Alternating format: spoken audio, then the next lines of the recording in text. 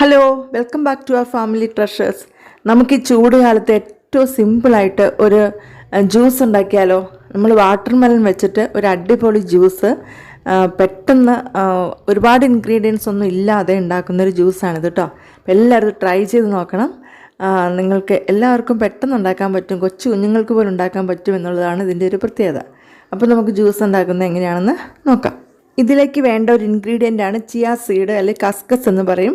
ഇത് നമുക്ക് 2 ടീസ്പൂൺ എടുത്തിട്ട് ഒരു അര ഗ്ലാസ് വെള്ളം ഒഴിച്ച് ഒരു 10 മിനിറ്റ് നേരം വെക്കാം. അപ്പോൾ നല്ലപോലെ ട്രാൻസ്പെറൻ്റ് ആയിട്ട് നമുക്ക് കിട്ടും. ഈ ചൂട് കാലത്ത് നമ്മുടെ ശരീരത്തിലെ ചൂട് ക്രമീകരിക്കാനും ഒക്കെ ഈ ഒരു ചിയാ സീഡ് ഉപകരിക്കും. അപ്പോൾ നമ്മളിവിടെ ഒരു 1/4 കിലോ വാട്ടർമെലനാണ് എടുത്തിരിക്കുന്നത്. ഇതൊന്ന് ചെറുതാക്കി അരിഞ്ഞ് നമുക്കെടുക്കണം. അതിന് മുമ്പായിട്ട് ഇതിലുള്ള കുരുവൊക്കെ ഒന്ന് മാറ്റിക്കളയണം. എന്നാൽ എല്ലാവർക്കും ജ്യൂസ് കുടിക്കാനായിട്ട് കൂടുതൽ എളുപ്പമായിരിക്കും. അപ്പോൾ കുരുവെല്ലാം മാറ്റിയിട്ട് നമുക്ക് ചെറുതാക്കി ഒന്ന് അരിഞ്ഞെടുക്കാം. 1/2 കിലോ വാട്ടർമെലനിൽ ഒരു പകുതിയോളം നമ്മളിങ്ങനെ അരിഞ്ഞെടുത്തിട്ടുണ്ട്. എന്നിട്ട് അതൊരു വിസ്ക് വെച്ചിട്ടോ ഒരു ഫോർക്ക് വെച്ചിട്ടൊക്കെ നമുക്ക് നന്നായിട്ടൊന്ന് ഉടച്ചു കൊടുക്കാം. മിക്സിയിൽ അടിക്കേണ്ട ആവശ്യമില്ല, ഒന്ന് നല്ലപോലെ ഒന്ന് ഉടച്ചു കൊടുക്കാം. ഈ ഒരു സമയത്ത് കുറച്ച് പഞ്ചസാര കൂടെ ചേർത്താൽ അതിന് ആവശ്യമുണ്ടെങ്കിൽ ചേർത്താൽ മതി.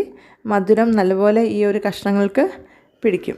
ബാക്കിയുള്ള കഷ്ണങ്ങൾ നമ്മൾ അതുപോലെ തന്നെ കുഞ്ഞാക്കി അരിഞ്ഞിട്ട് മിക്സിയുടെ ജാറിലിട്ട് കുറച്ച് പഞ്ചസാരയും നമ്മുടെ ആവശ്യാനുസരണമുള്ള പഞ്ചസാരയും കൂടി ഇട്ടിട്ട് നല്ലപോലെ ഒന്ന് അടിച്ചെടുക്കാം.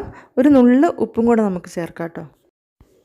പിന്നെ നമ്മൾ കുതിർത്ത് വെച്ചിരിക്കുന്ന ചിയാ സീഡും കൂടെ ചേർത്ത് എല്ലാം കൂടെ ഒന്ന് മിക്സ് ചെയ്ത് കഴിഞ്ഞാൽ നമ്മളുടെ ഈ ജ്യൂസ് റെഡിയായി. പിന്നെ ഐസ് ആവശ്യമുള്ളവർക്ക് ഐസ് ക്യൂബ്സ് ഇട്ട് കൊടുക്കാം, അല്ലെങ്കിൽ റൂം ടെമ്പറേച്ചറിൽ തന്നെ കുടിക്കാൻ ആവശ്യമുള്ളവർക്ക് അങ്ങനെ ചെയ്യാം.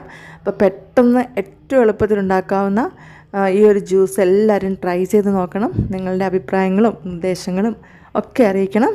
അപ്പം അടുത്തൊരു വീഡിയോ ആയിട്ട് നമുക്ക് ഉടനെ കാണാം.